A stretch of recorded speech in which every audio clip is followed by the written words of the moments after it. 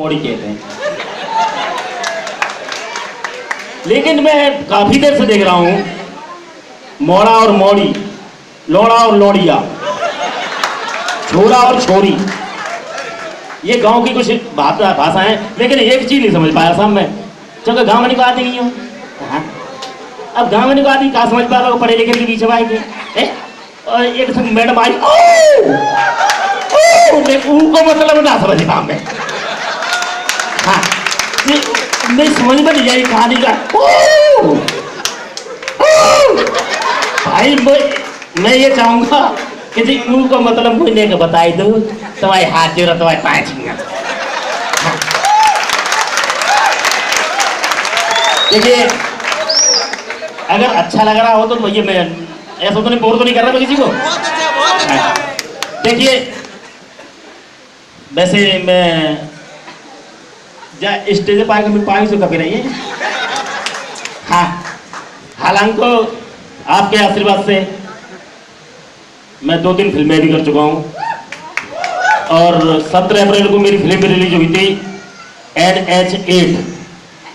NH8 के नाम से। और मेरे भोला भैया की अभी बहुत सारी फिल्में आ रही हैं, और ये भी बहुत सारी फिल्में कर चुके हैं। आपके आशीर्वाद से कम हम दोनों भाइयों की मार्केट के अंदर बैठेंगी सीढ़ियां तो कम से कम 600-700 के करीब बैठ जाएंगी। लेकिन क्या करें, हम दोनों की ऐसी, वो कहते ना, मध्य बैर, समझते हो, हमें मतलब ऐसे रहते हैं मध्य बैर की तरह। दोस्त तो नहीं, भैया और भैया नहीं, भैया और भैया नहीं, लेकिन मध्य बैर की तरह। मुझे एक बात की खुशी है कि मैं आमिर दीवाने जी का शुक्रिया अदा करूंगा कि आज इतने अच्छे लोगों में हमें खड़े होने का मौका मिला, और 2 शब्द बोलने की, मतलब ऐसे हम बोलना क्या, देखो गाना बजाना और कलाकारी बहुत बड़ी बात है। और मैं तो कहता हूँ अपने बारे में कि मैं कलाकार भी नहीं हूँ, मैं तो ऐसे समझ लीजिए जैसे कि कला पे कलंक हूँ। मगर ये है कि भगवती की कृपा और भगवान की कृपा और मेरे मम्मी पापा का आशीर्वाद, गुरु जी का आशीर्वाद, जो मान लीजिए कि 2 शब्द बोलने के लिए आपके सामने खड़े हुए, बीच में खड़े हुए। वैसे अगर एल्बम की बात आए तो आप यहाँ से लेके कैला देवी, गोवर्धन, कहीं भी आसपास जितने भी अपने मंदिर हैं, वहाँ जाओगे तो ये दोनों शक्लें जरूर देखने को आपको मिल जाएंगी। और हमारे ये लुक्का भैया हैं, ये कैसेट अपनी ज़्यादातर चलती रहती है ये आगरा में। मैंने देखा है जहाँ तक ऐसा दिन कोई बाकी नहीं जाता कि जिस दिन वो इनकी कैसेट ना चलती हो। उसका नाम है लुक्का लाए और लॉन पे लुगाई। तो उसमें लुगाई का जो कैरेक्टर है वो मेरा है, और स्वयं हमारे लुक्का जी तो सामने खड़े ही हैं। और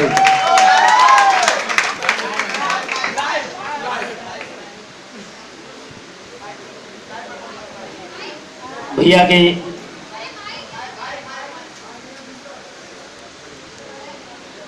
अभी एक सीडी आपने शायद सुना होगा, नाम चालू कर जनरेटर, गाना भी सुना होगा आपने, काफी आया कि चालू कर जनरेटर, कैला देवी से बहुत सारा रिलीज हुआ था। हेलो, भैया ने किया था। देखिए, जनरेटर में मैंने कैला देवी, जब हमारी एल्बम हो रही थी तो हम ये सोच रहे थे, पता नहीं यार, उसमें से जो भी अच्छे गाने थे, 1-2 और आर्टिस्ट थे, तो वो बोले कि भले इनमें जो भी अच्छा हो वो गाना मुझे दे दीजिए। उनका एक गाना हिट हुआ था कैला देवी में, तो उन्होंने सोचा कि मुझे दे दीजिए। मगर मैंने कहा भाई अच्छे जितने भी गाने इनको पसंद आए वो दे दीजिए, बाकी जो इनको ना पसंद हो वो मुझे दे दीजिए। मगर देखो भगवती की कृपा, जिन गानों को उनने छोड़ दिया और वही गाने मैंने किए और वही गाने हिट हुए। कैला देवी में 4-5 साल से मैं उन गानों से कमा के खा रहा हूँ। लल्लू ते भाग्य बेटा। हाँ, लिखाए के लाओ तू। एक गाना आया था, मचल पप्पू फूंकना दिलवा दे, लंगुरिया घंटोली, चालू कर जनरेटर, जितने भी गाने थे उन सब पे मैंने एक्टिंग की और सारे गाने भगवती ने हिट किए। जहाँ तक है अपने इलाके में तो यहाँ तक है शादियों में भी, देहात में चलते हुए स्टेज पे मिल जाएंगे आपको। और मैंने चालू कर जनरेटर में कुछ नहीं किया है, बस इतना किया है कि बस टेढ़ा मेढ़ा सा मुँह बना दिया, ये पकड़ के हैंडल, बाकी और कुछ नहीं। बाकी मैं एक चीज़ कहना चाहता हूँ कि 2 मिनट खराब करूँगा आपकी, बस ज़्यादा नहीं, फिर हम तीनों भाई जैसे कहोगे वैसे करेंगे। बाकी 2 मिनट खराब करना चाहता हूँ क्योंकि यहाँ इतने लोग बैठे हैं, इतने सब समझदार हैं और सबका दिमाग अलग अलग चल रहा है। ऐसे ही मैं 2 मिनट की एक बात बताना चाहता हूँ अपने गांव की। तो जैसे ही मैं माइक लेके खड़ा हुआ, इसमें प्रोग्राम चल रहा था, मैं माइक लेके खड़ा हुआ तो लोग बोले, मतलब जैसे फरमाइश वाली बात आती है, कहीं प्रोग्राम चल रहा है, जागरण चल रहा है, फरमाइश वाली जब बात आती है तो जैसे ही मैं माइक लेके खड़ा हुआ, कुछ बोल नहीं पाया, उससे पहले तो एक बुड्ढे से चाचा खड़े होके आए और आके मेरे सामने यूं टेढ़ा मेढ़ा सो मुंह करके खड़े हो गए। तो लल्लू भोला, मैंने कही बाबा, बोले बेटा एक बढ़िया सा कोई भजन सुनाओ। मैंने कहा सुनाऊं?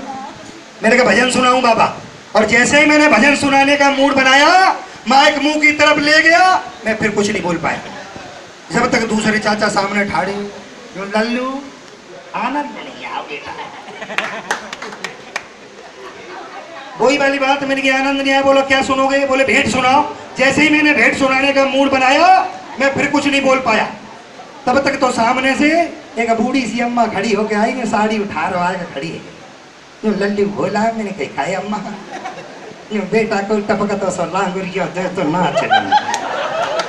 देखो सबका दिमाग अलग अलग चलता है, और यहाँ भी जितने बैठे हैं सबका दिमाग अलग अलग चल रहा है। कोई तो चाह रहा है मुझे कॉमेडी मिल जाए, और कोई चाह रहा है मुझे गाना मिल जाए सुनने को, है ना, कोई डांस देखने को, मतलब सबका दिमाग अलग अलग। मैं कहता हूँ अगर एक माँ के पेट से 4 बच्चे पैदा हो तो उनका भी दिमाग अलग अलग मिलेगा, एक जैसा नहीं हो सकता। यहाँ तो इतने लोग बैठे हैं, तो मैं सभी से कहना चाहता हूँ, जैसे गांव देहात में आपने देखा होगा, जब अपन बहन बेटी की विदाई करते हैं, बहन बेटी की विदाई करते हैं, बहन बेटी क्या करती है उस टाइम पे पता है आपको?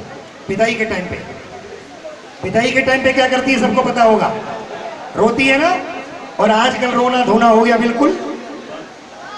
अब तो थोड़ा बहुत गांव देहात में अगर देखोगे तो थोड़ा बहुत बचा है, कितना टुसमुस, ऐसे लगेगा जैसे 1.5-2 महीने पहले से किसी ने इसको रिहर्सल कराया है कि बेटा 1 महीने बाद तेरी शादी है, रोई बसी ले, तो उतना ही रोएगी, खर्चे लाएगा। अगर रोएगी भी तो कैसे बताइए?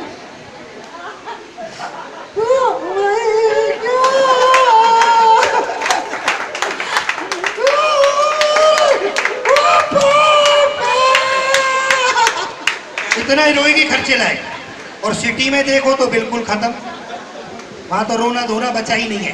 पहले जब बच्चे की शादी होती थी तो जब तक वो ससुराल नहीं जाता था सगाई पक्की हो गई, मगर जब तक ससुराल नहीं जाता था जब तक शादी नहीं हो जाती थी। मगर आज लड़का क्या कहता है पता है? मम्मी पापा का कोई भरोसा नहीं, पहले लड़की देखने मैं जाऊंगा, पहले खुद जाता है। और आज सगाई संबंध हुई है और दूसरे दिन ये मोबाइल चल रहे हैं ना, इनने ज्यादा अपनी परंपरा का नाश किया है। आज सगाई संबंध की बात चली और दूसरे दिन लड़का लड़की फोन पे हेलो खाना खा लिया।